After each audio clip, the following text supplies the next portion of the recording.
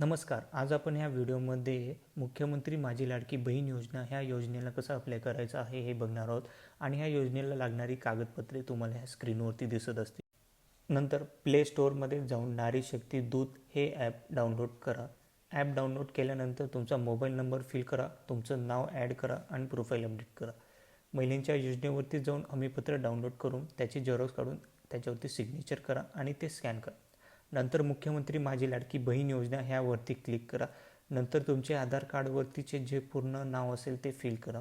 नंतर वडील किंवा पती हे ऑप्शन सिलेक्ट करून त्यांचे नाव, नंतर अर्जदाराचा संपूर्ण पत्ता, तुमच्या जन्माचे ठिकाण, शहर, नंतर ग्रामपंचायत, नगरपालिका, नंतर पिनकोड, नंतर तुमचा मोबाईल नंबर, आधार क्रमांक फिल करा.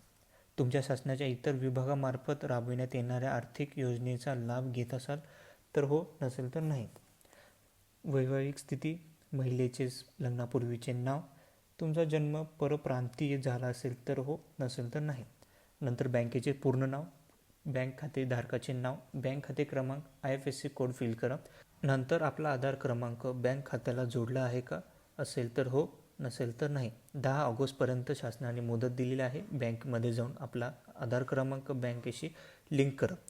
कागदपत्रे अपलोड करताना प्ले स्टोअरवरून ॲडोब स्कॅन हे ॲप डाउनलोड करा आणि कागदपत्रे आपले स्कॅन करून JPG फॉर्मॅटमध्ये सेव्ह करा आणि येथे अपलोड करा. कागदपत्रे अपलोड झाल्यानंतर ॲक्सेप्ट हमीपत्र डिक्लेमरवरती क्लिक करून स्वीकार करा. माहिती